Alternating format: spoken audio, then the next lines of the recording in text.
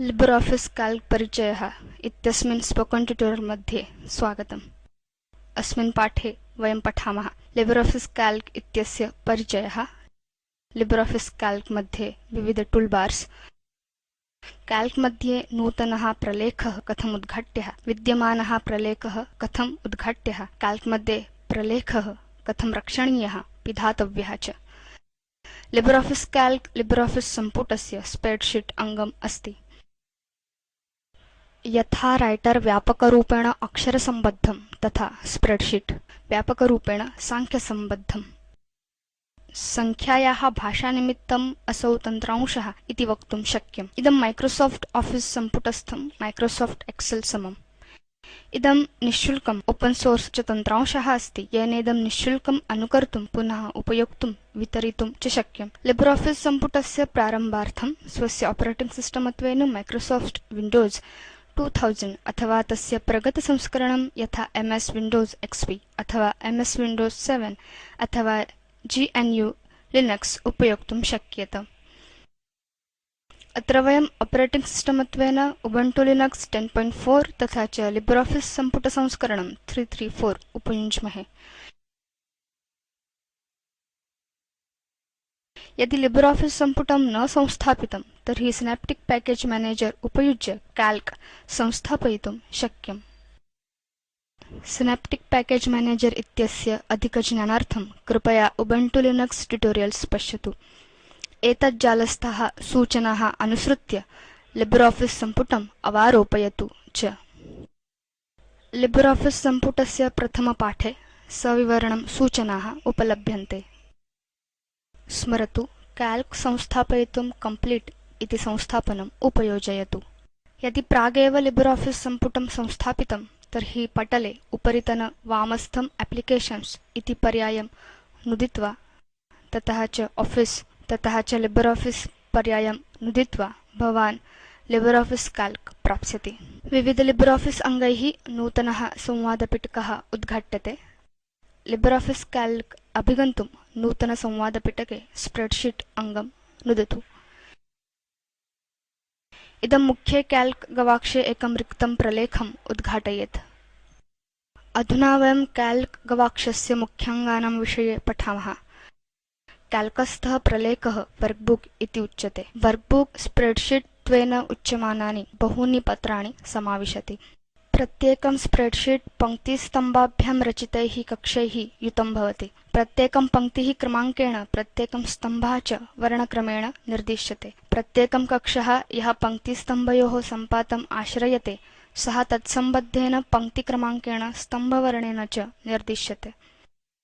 कक्षाः अक्षरं, संख्यां, सूत्रं तथा च अन्यां बहुविधां सामग्रीं दर्शनार्थं, परिवर्तनार्थं च कक्षीकर्तुं शक्नुवन्ति। प्रत्येकं स्प्रेडशीट् मध्ये बहूनि पत्राणि भवन्ति। प्रत्येकं पत्रे दशलक्षात् अपि अधिकाः पङ्क्तयः, सहस्रादपि अधिकाः स्तम्भाः च भवन्ति, येन एकस्मिन् पत्रे 1 अब्जात् अथवा शतकोटितः अपि अधिकाः कक्षाः समाविशन्ति। काल्क गवाक्षे विविध टूलबार्स सन्ति, यथा title bar, menu bar, standard toolbar, formatting bar, formula bar, status bar च। इमानि टूलबार्स विहाय अत्र उपरिष्टात् इन्पुट लाइन नेम बॉक्स चेति नामकम् इतोऽपि क्षेत्रद्वयम् अस्ति। टूलबार प्राधान्येन उपयोग्यपर्यायान् समाविशति, यान् वयं पाठप्रगतिगुणं पठामः। अधुना भवान् शीत् 1, शीत् 2, शीत् 3 च नाम्ना शीत् टैब त्रयं स्प्रेडशीट् इत्यस्य अधस्तनवामकोणे पश्यति। प्रत्येकं टैब द्वारा दृश्यशीट् युतं प्रत्येकं शीट् प्राप्यते यस्मिन् श्वेतं टैब भवति। अन्यत् शीट् टैब नोदनेन तत् प्रत्येकं शीट् प्रकटति, तस्य टैब च श्वेतं भवति। स्प्रेडशीट् इत्यस्य मुख्यविभागः यस्मिन् सामग्री निवेश्यते सः ग्रिड प्रारूपे विविध कक्षान् समाविशति। प्रत्येकं कक्षः पङ्क्तिस्तम्भयोः सम्पातः अस्ति। स्तम्भानाम् उपरिष्टात् पङ्क्तीनां च वामान्ते वर्णान्, क्रमाङ्कान् च समाविशन्त्यः धूसरकक्षाणाम् आवल्यः सन्ति। इमाः पङ्क्तिस्तम्भयोः शीर्षकाणि सन्ति। स्तम्भः A इत्यत्र आरभते दक्षिणं प्रति च गच्छति। पङ्क्तिः एकः इत्यत्र आरभते अधस्तात् च गच्छति। इमाः पङ्क्तिस्तम्भयोः शीर्षकाणि कक्षसन्दर्भान् निर्मान्ति ये नेमबॉक्स क्षेत्रे आविर्भवन्ति।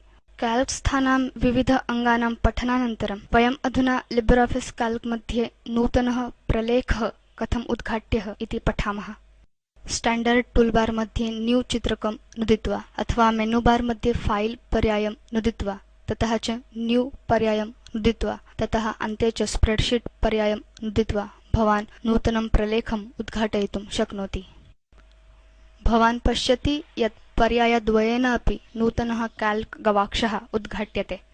अधुना वयं स्प्रेडशीट् मध्ये पर्सनल फाइनान्स ट्रैकर कथं निर्मातव्यम् इति पठामः। स्प्रेडशीट् मध्ये कतिपयकक्षेषु सामग्री कथं निवेशनीया इति पठामः। अतः स्प्रेडशीट् इत्यस्य प्रथमशीटस्थं A1 इत्यनेन सङ्केतितं कक्षं नुदतु।